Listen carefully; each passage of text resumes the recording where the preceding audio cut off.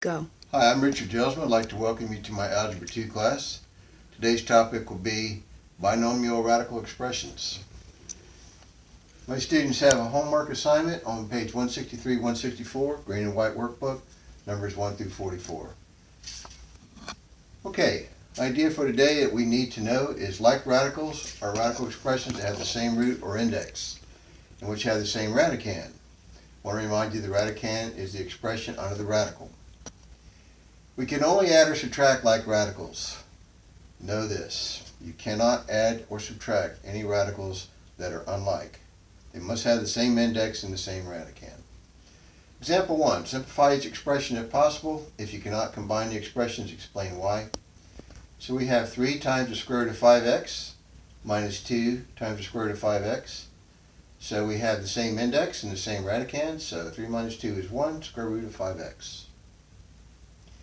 Second example, we have 6x times the square root of 7 plus 4x times the square root of 5. We can't combine these because the radicands are different. Example number 3, 7 cube roots of 5 minus 4 cube roots of 5. We have the same radicands, but we have different roots or indices, so we can't subtract due to different roots. D, 3x times the square root of xy plus 4x times the square root of xy. We have the same index and the same radicand, so we get 7x square root of xy. We add the coefficients. And finally, we have 17 fifth roots of 3x squared minus 7 fifth roots of 3x squared. We have the same index or root, which is 5. We have the same radicand, 3x squared. And 17 minus 7 gives us 10 fifth roots of 3x squared.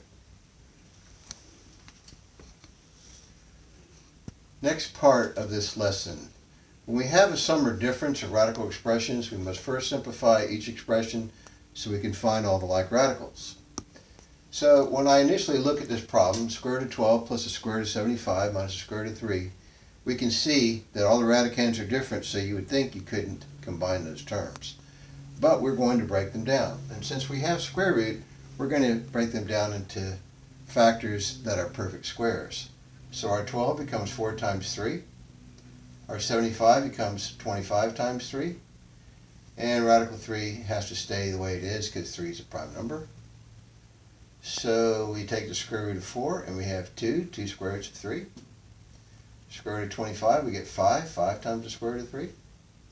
And we have negative square root of 3 left. So now we have the same index, square root, and the same radicand, square root of 3. So therefore we can go ahead and combine coefficients.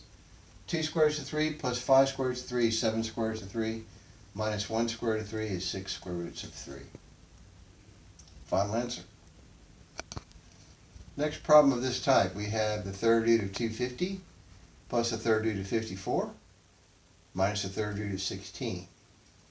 If we start the prime factor 250, we divide by 2 and we find that we get the perfect cube 125. So 250 is 125 times 2. Still have cube root. 54 divided by 2, I have the perfect cube 27. So cube root of 54 equals a cube root of 27 times 2. Cube root of 16 is the same as the cube root of 8 times 2, 8 being a perfect cube. So the cube root of 125 is 5, gives us 5 cube roots of 2. The cube root of 27 is 3, giving us 3 cube roots of 2. And finally, the cube root of 8 is 2, so minus 2 cube roots of 2.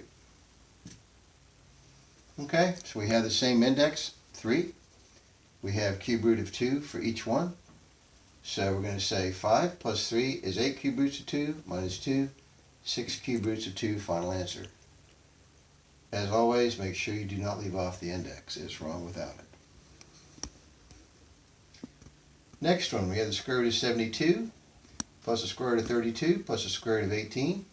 Initially it looks like those could not be combined. But you take 72 divided by 2, we have a perfect square of 36. 36 times 2 is 72. 32 divided by 2 is 16. 16 times 2 is 32. 18 divided by 2 is 9. 9 times 2 is 18. So I've rewritten each of these radicands so they are factors that are perfect squares times 2. Square root of 36 times 2 gives us 6 times square root of 2. Square root of 16 times 2, square root of 16 is 4, so this becomes 4 square roots of 2. Square root of 9 is 3 times the square root of 2, so this becomes 3 square roots of 2. 6 plus 4 is 10, plus 3 makes 13 square roots of 2 for our final answer. And finally we have one more. The third root of 16 minus the fourth root of 54 plus the third root of 128. If I divide the 16 by 2, I get the perfect cube 8. So this becomes 3 cube roots of 8 times 2. I divide 54 by 2, and I have 27 times 2. So this becomes 4 cube roots of 27 times 2. 128 divided by 2 is 64, another perfect cube. So this becomes the third root of 64 times 2.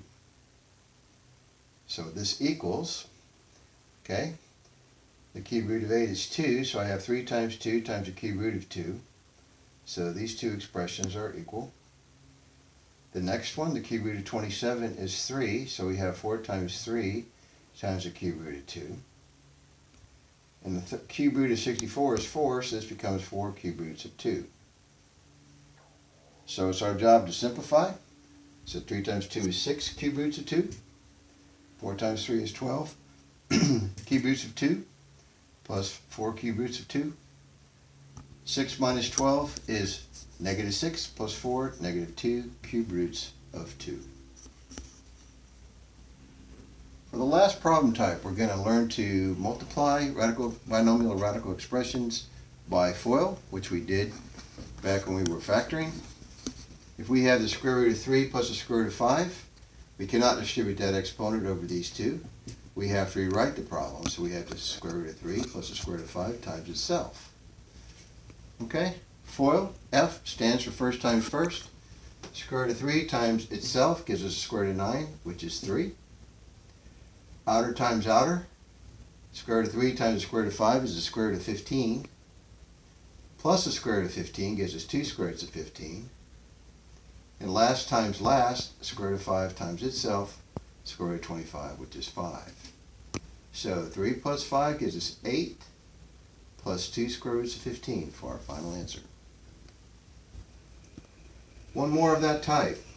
We have 5 plus 2 square roots of 5, quantity times 7 plus 4 square roots of 5, quantity. First times first, 5 times 7 is 35. Outer times outer, 20 square roots of 5. Inner times inner, 14 square roots of 5. And last times last, 2 times 4 is 8. And radical 5 times radical 5 is 5. So I'm leaving it at 8 times 5 for the moment. So this becomes 35. 20 square roots of 5 plus 14 square roots of 5 gives us 34 square roots of 5. And 8 times 5 is 40. So 35 plus 40, 75 plus 34 square roots of 5 for our final answer. For this last example type, we want to rationalize the following fractions by multiplying by the conjugate of the denominator. Okay, I want to remind you that when you have a binomial, the conjugate is the exact same expression with the opposite sign between the two terms. So the conjugate of 3 minus the square root of 6 becomes 3 plus the square root of 6.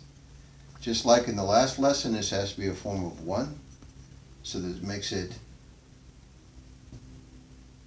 a number that we can multiply by and not change the value of the expression. Any number, multiply any number times this expression besides 1, it would change its value, and therefore we can't do it. But as long as it's form of 1, then we can change how the expression looks, but not change the actual mathematical value of the expression. So there are no parentheses around these, but you can imagine that they are, because we're going to work it as though there were parentheses around them. 4x times 3 is 12x, plus 4x square root of 6. And the denominator, first times first is 9. Outer times outer would be 3 square roots of 6.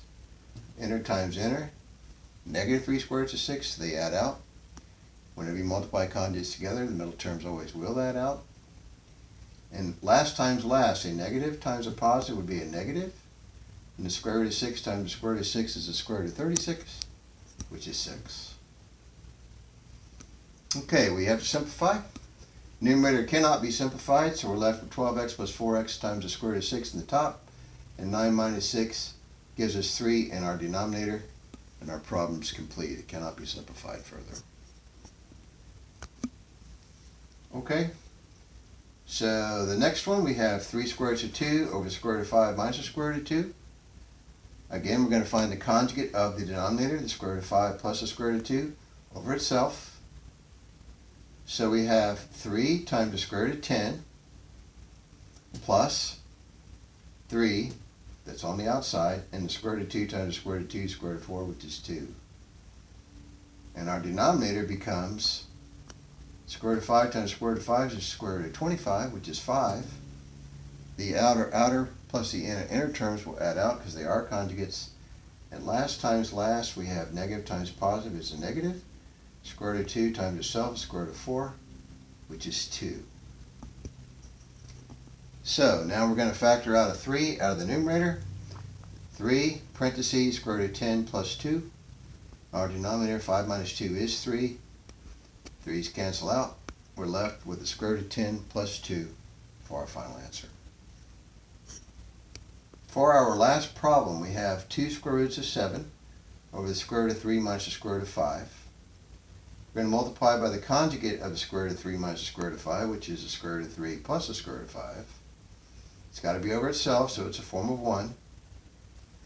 So even though there's not parentheses here, we're going to work it as though there were.